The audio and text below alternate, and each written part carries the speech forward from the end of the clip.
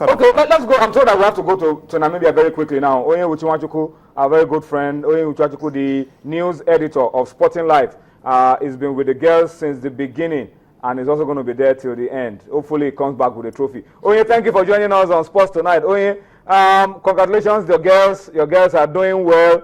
And you spoke to me a couple of minutes ago that you were just coming back from their final training session. Talk to us about it. How confident are these girls, and what do you see tomorrow? Well, Tony, you are very right. I just got into my hotel now. You know, when you called me, I was on the road. You know, they just finished training about an hour ago. And, you know, obviously they trained on that floodlight because the game will be played by 8 p.m. the time here and 7 p.m. Nigerian time. You know, so they want to get used to the floodlight.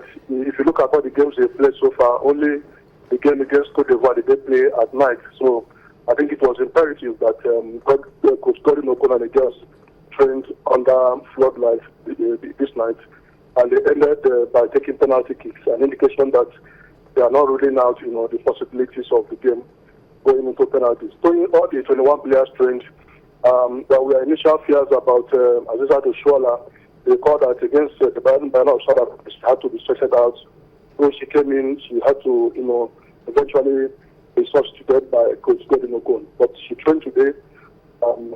Francisca Odega too trained. She had a slight knock against the South Africans. So everything is looking good for the team. The prayer is that they, you know, convert all their chances. You know, because all the games they played, they created a lot of chances, especially in the first half. But the inability to put them away has always been the problem. So you are assuring us, Oye, that we need no worry about the fitness level of Asisat Oshoala for tomorrow's game, that she is ready, good to go. Nigerians will see Asisat in action tomorrow. Yeah, she's very fit, you know. I specifically watched out for her. She's very fit. She took about the training, the shooting exercises, especially for the strikers. You know, you cannot you cannot hide injury when it's time to shoot. And she did those sessions very, very well. No problem in terms of, even though the Cameroonians are also talking tough. Before the Falcons started training with the coach of Cameroon, and they said that the game is going to be tough. That the team, even though people are saying that his girls have the physical advantage, he believes that the team with the better mental preparation will win the game.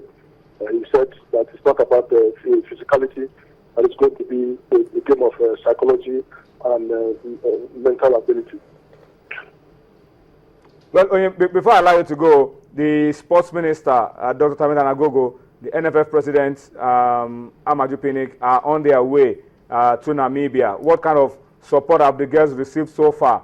And what motivation is in place just to making sure that they are able to go the extra mile to winning that trophy against Cameroon tomorrow, if the going gets very, very tough? It may interest you that the Super Falcons are one of the few teams motivated here. I just told you about the coach of Cameroon. He admitted that they did not receive the dime from the federation in Cameroon. In fact, he said they left with nothing. They left Yaoundé with nothing. But that has not been their motivation, that they just want to win the trophy. The same thing with the Black Queens of Ghana. In fact, their own case is more pathetic. No official on ground, no money. They had to be rescued 2 days after, you know, they crashed out. So I think everything is going on for the Super Falcons. They were treated to, you know, local delicacies yesterday from a Nigerian restaurant here in Windhoek. So they've been paid their bonuses so far up to the second game. And the leader of the delegation, Bilichko Edema, promised that by the time the minister and the NFF president arrive here tomorrow morning, that every other, you know, bonuses will be settled. So I think the girls have that motivation. They are not lacking the support here, and they know that if they win the trophy, obviously President Goodluck Jonathan has demonstrated that he's a president that loves appreciating sportsmen and women. So that should be the motivation for them. There's no problem as we speak. Look into your crystal ball, Oye, and predict a scoreline for tomorrow's game. Tolu Olorunmoteni in the studio here has predicted 3-0. What are you predicting for tomorrow's game? 2-0. One for Zizat and one for Desire Akpanozie. Okay, so you are predicting 2-0, and you have even gone ahead to predict the scorers. Asisha Toshola will score one. Yeah. Desire Akpanozie will score one. Is that what you are saying? Yes.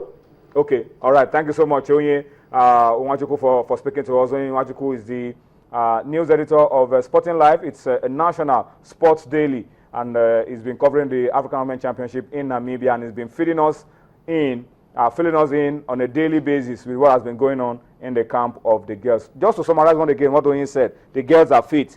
Asisha Toshola trained today. She's fit. She will be part of the team tomorrow to allay the fears of Nigerians after she was treasured off against South Africa, that she won't be ready for the final. That is comforting. Yeah, it's a good story. Good one to hear.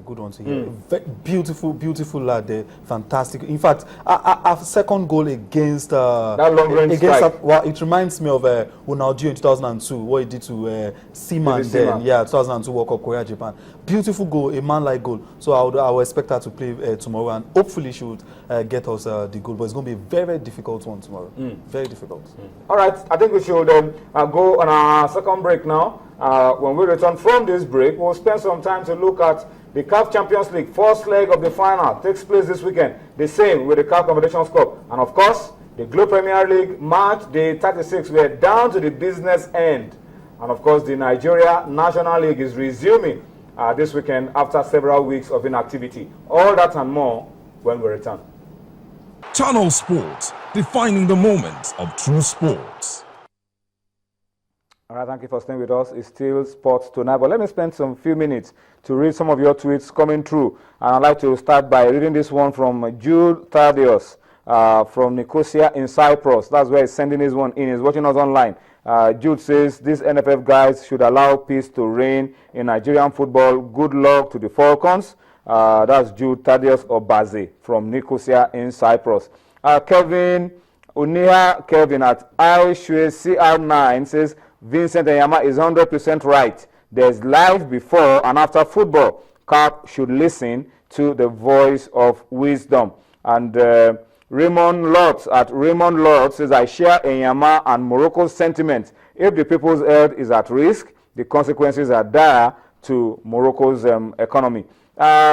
P. Samuel Olaniro at P. Samuel 35 says Chris Giwa should let reason prevail and it should stop the endless litigation, or else FIFA ban and we will all lose out. I mean, that's one part I think we should understand. Whose benefit will it be if the hammer falls till May next year and there's no football, and then what are you governing? That's just it. What are you gaining? Nothing. What's the profit? So what's the essence of the fighting? And what's the essence? And then the hammer comes. And it's all gone. And it's all gone, and we're all losers. And then we have to go back to the scratch. So what's going to be the NFF? All right.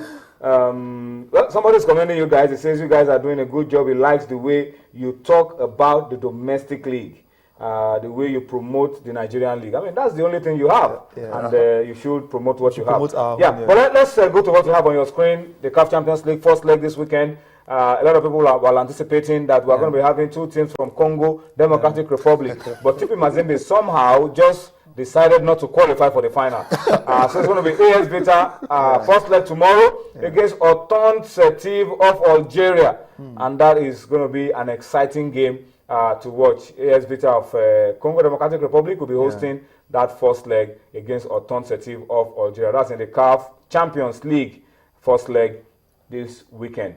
A step down from that, we'll be taking a look at the CAF Confederation Cup. Before we leave here, I mean, what you're seeing on your screen, AS Vita knocked out Kano Pillars. Yeah. Unforgivable. So if Kano Pillars had won that game, there was a possibility that Kano Pillars maybe would have been able to survive all the ups and the downs. I doubt if they can go that far. But it's a lesson. A team that narrowly edged out Kano Pillars is in the final. It means if our clubs had done enough. Exactly. We lost scandalously there, and then we consider another home goal that was avoidable. I mean, that's a big lesson anyway. But if Kano Pillars were still in the competition, would they have been in the finals? Perhaps yes. Anything can happen. I mean, they've been in the semi-finals before. Against all odds. They go to the semi-finals. So they should. I mean, and I think, as you said, it should be a lesson for us for the next season. on how to get our And team. they should be ready. there next year again, so let's see if they can make Yeah, if make they the can right pick a runs. continental And ticket even to an again. extent, Kano players, they've been consistent. They've been Yeah, at least so 2-3 seasons now. They've been They going to the CAF should Champions be League. able to do it.